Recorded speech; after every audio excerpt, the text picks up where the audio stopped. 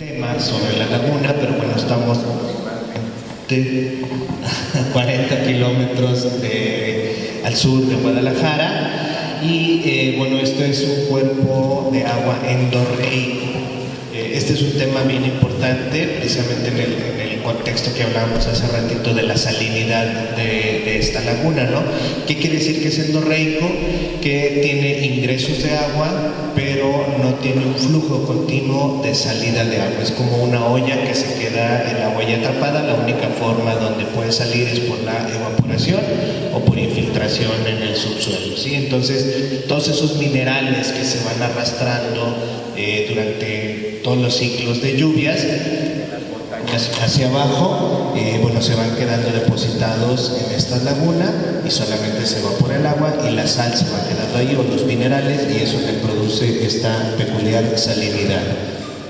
Pero ese contexto salobre también tiene un contexto biológico bien importante, porque se crían algunas especies de crustáceos que son importantes para muchas aves en los procesos de migración, ¿no? que prácticamente ahorita ya estamos empezando esta gran migración de aves que vienen a la laguna.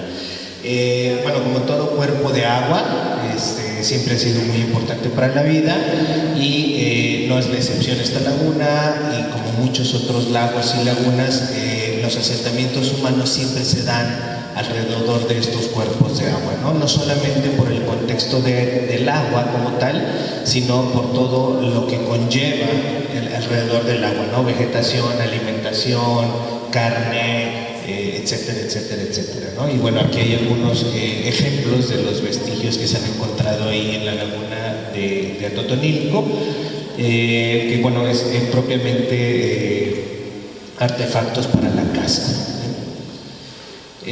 Bueno, además, estas lagunas o estos cuerpos de aguas que funcionan como reguladores naturales de clima local, es hábitat de muchas especies, como les platicaba hace rato.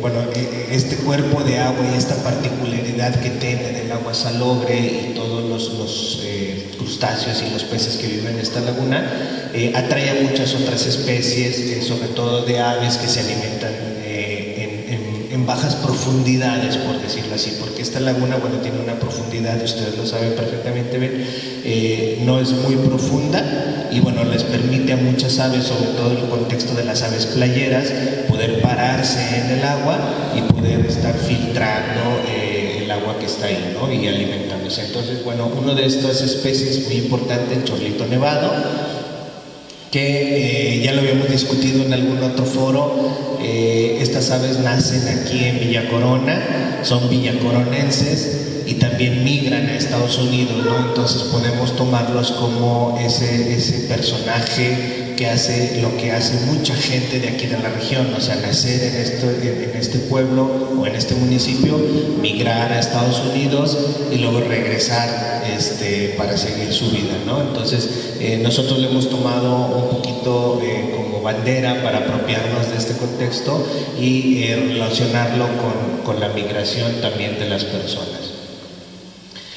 Bueno, es hábitat de muchas otras especies. La laguna, pues el charrán mínimo, que también está en peligro de extinción, algunas ranas, anfibios, etcétera, etcétera, etcétera, ¿no? Esta rana de patas grandes o rana megápoda es muy importante también porque fue un proveedor de carne local desde tiempos inmemoriales, y bueno, de aquí es donde nace el contexto del consumo de rana, que después, bueno, se apropian en Presa de la Vega, que bueno, ya incluso hay restaurantes que son muy famosos por la provisión de carne de rana, ¿no? Bueno, este sitio, por su importancia a la migración de aves, es declarado en el año 2006 como un sitio Ramsar. Sin embargo, estas declaraciones internacionales son declaraciones de intención, y el mismo Ramsar o la misma asociación Ramsar te dice que lo importante es ligarlo a los instrumentos de protección que hay en cada país, ¿no? Lamentablemente desde 2006, bueno, no se le dio ninguna otra importancia a esta laguna, y nosotros estamos retomando un poquito este contexto, ¿no? ¿Qué representa esta laguna? Bueno, representa una importante área recreativa donde pueden realizarse muchísimas actividades, desde caminatas, canotaje, deporte de vela, pesca artesanal, observación de aves, paisajismo, etcétera, etcétera, etcétera, ¿sí?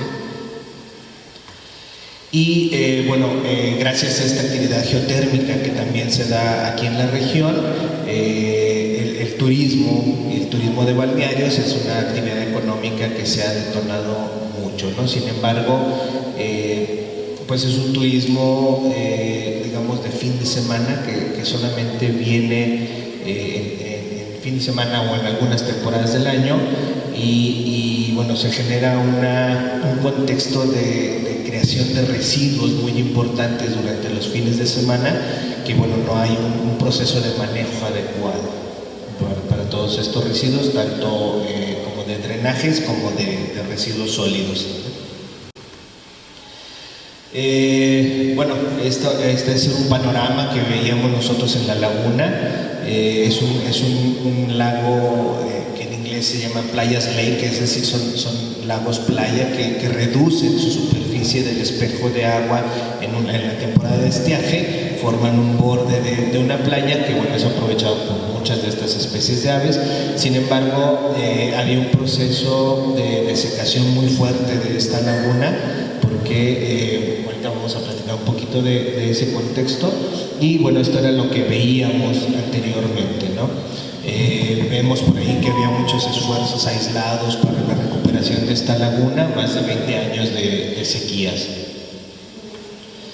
Esto era el contexto de la laguna que nosotros estábamos viendo cuando nace la institución que represento, la Junta Intermunicipal, y entonces uno de los primeros proyectos que adoptamos fue tratar de recuperar algunos de los procesos hídricos de esta laguna para volver, digamos, a traer el agua de alguna u otra manera hacia el vaso. Lo que observábamos en 2019, bueno, pues mucha deficiencia hídrica, mala calidad del agua y falta de protección como tal, tanto de la fauna como del espacio, porque algunos espacios de la laguna habían estado siendo paulatinamente invadidos por ganadería, por un poquito de urbanización, etcétera. Este es un ejemplo de un periódico que si bien la laguna de Totonilco había sido designada sitio Ramsar de importancia internacional en 2006, pues a 13 años, este es un reportaje de 2019, dice tal cual el reportero, dice a 13 años de su designación, pues no hay mucho que celebrar, ¿no? Porque realmente había un proceso de degradación muy fuerte de la laguna. Se hablaba pues que era una catástrofe ecológica casi en el punto sin retorno y bueno, nosotros como intermunicipalidad nacimos en 2019 y empezamos técnicamente a operar el 2020 coincidiendo con este año de pandemia, lo que nos facilitó a nosotros empezar a trabajar mucho en el campo y enfocarnos en algunas actividades propias para la recuperación, ¿sí? Vamos a ver un poquito del proceso histórico de desertificación de esta laguna, unas fotografías muy similares a las que nos presentaba la doctora hace unos momentos, y en una laguna que prácticamente estamos, podemos decir que somos vecinos de Chapala, ¿no? Vemos aquí la primera fotografía, 1986, un vaso, digamos, más o menos bastante bien conservado. En 1992, al menos en los registros históricos, es la última vez que logran conectarse la laguna de Totonilco con la laguna de San Marcos, Zacualco, y es cuando empieza el proceso de desecación de esta laguna, ¿no? En 1997 ya vemos aquí estos bordes blancos muchísimo más marcados. 2005 pues, prácticamente el agua había desaparecido, ¿no? Si bien es un lago que, como comentaba hace rato, el espejo de agua se amplía y luego se reduce, no es normal que llegue a una deshidratación total, ¿no? del vaso. O sea, debería de haber al menos manchas verdosas o estas presencias de humedades, como lo vemos aquí en 2009, ¿no? Perdón, en 2019, que en 2019, bueno, ya se habían empezado a hacer algunos trabajos de recuperación de esta laguna. Voy a ver si me puedo explicar un poquito, me gusta mucho este juego de números y de imágenes. Vamos a estar hablando de digamos, la precipitación acumulada, es decir, cuánto llueve durante un año, durante todo el año, ¿sí? Y voy a presentar unas imágenes de los momentos de máxima desecación de la laguna, es decir, justo antes de que inicie el periodo de lluvias, ¿sí? Entonces, a ver si me puedo explicar, porque vamos a estar yendo de un año adelante y luego nos vamos a ir hacia atrás para explicar esto. Es decir, lo que sucede, por ejemplo, en 2017, con una precipitación acumulada, es decir, todo lo que llovió durante el año, eso se redunda o se traduce en cómo se comporta la laguna al final del periodo de desecación del siguiente año, ¿sí? Porque el agua que se acumula el año anterior nos dice qué tanto va a permanecer el vaso con agua. Entonces aquí vemos una precipitación de 500 milímetros, casi 600 en 2017, y en 2018, pues digamos que mantiene una mancha de humedad en una superficie más o menos considerable dentro de la laguna. Sin embargo, en 2018 llueven 1038 milímetros, que es prácticamente el doble de lo que llovió el año anterior, ¿sí? Pero en el año siguiente la laguna desaparece por completo. Entonces, no es como muy normal o no es lógico que con un doble de precipitación, en vez de que se mantenga con menos, la misma cantidad de humedad, desaparezca, ¿sí? Es decir, ¿dónde está el agua? El agua estuvo en algún lado, pero no llegó nunca al vaso, ¿sí? Nosotros empezamos los procesos de recuperación de la laguna en 2019 y empezamos a hacer algunos trabajos para desasolvar canales, para recuperar algunos cauces naturales que habían sido desviados, etcétera, etcétera, ¿no? Y bueno, ¿qué es lo que empezamos a ver? Que en 2020, me voy a regresar, en 2019 llueven 723 milímetros, y en 2020, bueno, ya empezamos a ver un poquito otra vez la recuperación de esta mancha de humedad, ¿sí? En 2020 llueven 986 milímetros y, bueno, por condiciones climáticas también de temperaturas y eso, digamos, no hay una gran recuperación, pero sí hay un proceso de mantenimiento de esta humedad relativa dentro del vaso, ¿sí?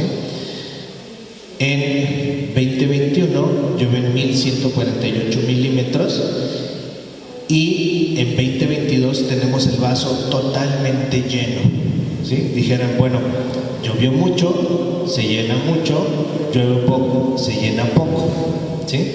Pero si recordarán, en 2018 llovieron 1038 milímetros y produjo una laguna totalmente seca. En 2021 llueven 1148 y que producen una laguna totalmente llena. Prácticamente es el histórico de inundación, una vez que se recuperaron muchísimos de los cauces que se han tenido o que se habían perdido alrededor de la laguna, ¿no? En 2022 llueven 860 milímetros, mucho menos de estos 1148. Y bueno, me voy a brincar todos estos. Perdón, no tengo esta foto. Pero bueno, ustedes pueden ver la laguna en 2023, prácticamente al final del periodo de desecación, la laguna seguía llena totalmente, ¿no? Entonces, es decir, no necesitamos estos 1148, no necesitamos estos 1038 milímetros, realmente lo que necesitamos es conducir el agua hacia donde debe de llegar, ¿sí?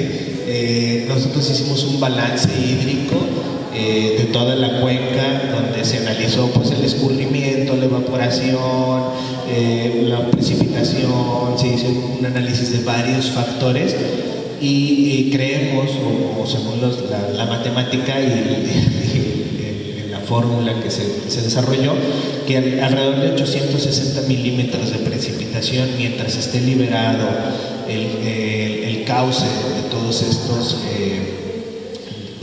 esté liberado el paso de todos estos cauces, pues tenemos una laguna bastante estable, ¿no? Con una superficie y una profundidad bastante buena para soportar toda la biodiversidad y todos los procesos ecológicos que se generan ahí alrededor.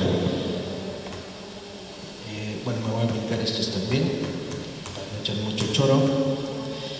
Y entonces, bueno, ¿por qué la laguna no tenía una recuperación o no tenía un programa de recuperación funcional, ¿no? Nosotros siempre hemos dicho que la clave está en este contexto de lo que es la coordinación o la verdadera coordinación institucional, ¿sí? Hay muchas teorías, pues, de cómo funciona la coordinación, pero algo bien importante de la coordinación interinstitucional es que no debe ser viciada por los intereses particulares, ¿no? Nosotros como institución no tenemos un interés particular, por ejemplo, de acopio de recursos o algún otro interés.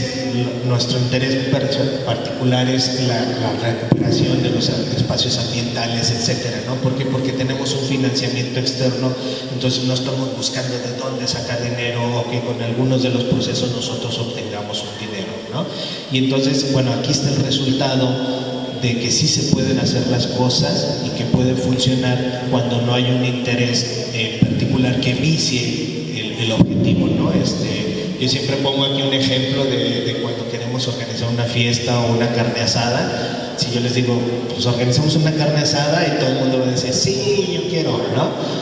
Y entonces nos podemos empezar a poner de acuerdo, pues a ver, a mí me tocan las tortillas, alguien pone las salsas, alguien lleva la carne, alguien lleva el aguacate, pero luego alguien dice, oigan, ¿saben qué? Es que yo no quiero de esa carne, yo quiero que sea exclusivamente carne de esta otra, ¿no? Y entonces ahí es cuando empieza a haber un poquito el conflicto, porque el objetivo principal, que era la carne asada, ya se ve un poquito viciada por el objetivo particular de una persona que dice, bueno, yo solo quiero exclusivamente esto, no quiero el bien común, quiero ver mi interés, ¿no? Entonces ahí es donde se vician los procesos de coordinación y de coordinación institucional. Bueno, nosotros estuvimos trabajando con ejidos, con pescadores, con los ayuntamientos, con instituciones, etcétera, y bueno, tuvimos un proceso de coordinación bastante padre, donde incluso algunos ejidatarios, algunos pequeños propietarios pagaban la gasolina de la maquinaria. Nosotros decíamos, bueno, nosotros tenemos la máquina y alguien que ponga el combustible, y entonces funcionó bastante padre, ¿no? Había que hacer acciones emergentes, sí. En este caso, lo que se hizo de acciones emergentes fue el desasolve de canales alimentadores de la laguna y recuperación de algunos cauces. Hay un proyecto más grande que incluye todo lo que ven aquí alrededor, pero bueno, tenemos que hacer acciones importantes de recuperación inmediato de ese cuerpo de agua, ¿sí?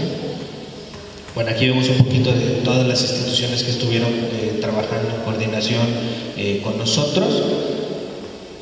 Y bueno, como resultados, bueno, aquí vemos algún ejemplo de dónde quedaba el agua, ¿no? Les hablaba hace rato, pues el agua existía, pero ¿dónde estaba? Se quedaba en las parcelas, se quedaba en algunas ladrilleras, se metía en las escuelas, se inundaba el pueblo, se inundaba en un montón de lados, pero el agua nunca llegaba a la parte de abajo de la cuenca, que es el vaso de la laguna, ¿sí? Y causaba un montón de relajos. Entonces, cuando empezamos a liberar los cauces, aquí vemos una comparativa del mismo sitio.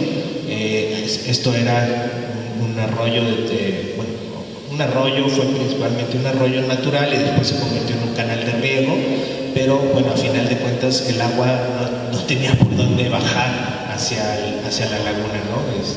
Entonces empezamos nosotros a recuperar los cauces. Aquí vemos algunos otros ejemplos. y bueno, la laguna tiene una recuperación súper importante en el transcurso de un periodo de tiempo muy corto, ¿no? Aquí vemos algunas fotografías, si se fijan aquí, esto es 1992, esta es una fotografía prácticamente al borde de la laguna, 1992, y esto es lo que se hacía ahí en 1992, ¿sí? Esta reja que se ve aquí atrás de la lancha es esta reja que se ve aquí. Entonces, si se fijan, el nivel del agua es realmente muy similar al que se tenía en 1992, ¿sí? A pesar de que la laguna había prácticamente desaparecido por completo. Aquí vemos algunos ejemplos.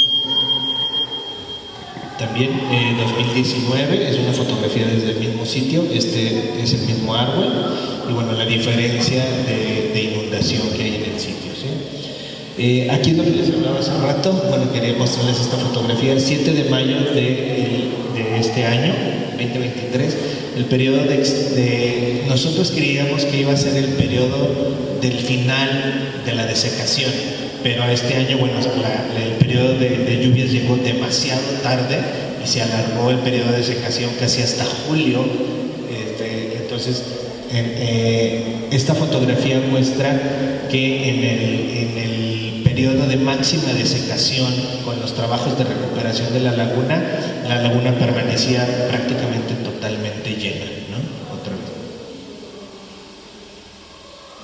Una vez que se habían recuperado los cauces de alrededor de la laguna.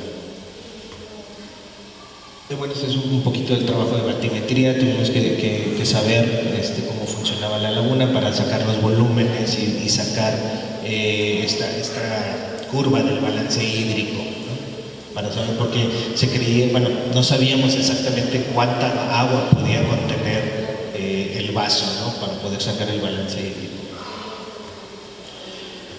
Bueno, muchos de los trabajos se siguen presentando muchos problemas alrededor de la laguna. Seguimos teniendo malas calidades de agua, que es lo que baja por los drenajes. Esto es lo que podemos ver, que baja por los drenajes y por algunos de los cauces. Sigue habiendo un poquito de caza furtiva, sigue habiendo una ganadería interna dentro de la laguna que también modifica y rompe un poquito el ciclo digamos, de nacimiento de estos crustáceos, etcétera, porque se voltea el lodo y dejan expuestos los huevecillos de los crustáceos que se mueren con el sol en vez de quedar enterrados, y bueno, hay un proceso ahí complejo, ¿no? de esta microfauna. Y bueno, por eso nosotros estamos proponiendo que podemos generar un área natural protegida en la categoría de protección hidrológica, que es una de las categorías de áreas naturales protegidas estatales, ¿sí? Este es el polígono que nosotros estamos tratando de proteger, que es prácticamente lo que es el vaso o la zona de inundación del vaso, más esta montaña que se llama el Cerro del Timbinal, que prácticamente es lo último que queda de vegetación nativa alrededor de la laguna, ¿sí? Sabemos pues que una vez protegiendo esta montaña, no solamente protegemos parte de la laguna, sino que el impacto lo podemos tener hacia un poco más allá, porque la montaña tiene escurrimientos hacia diferentes lados, ¿no? No todo escurre directamente hacia la montaña, sino escurre incluso hacia acá, hacia Estipac, hacia algunas otras poblaciones también. Entonces, manteniendo estos procesos de escurrimiento y de infiltración, no solamente protegemos como tal esta zona de vegetación, que es muy importante, protegemos la laguna, pero el impacto es más allá de este polígono.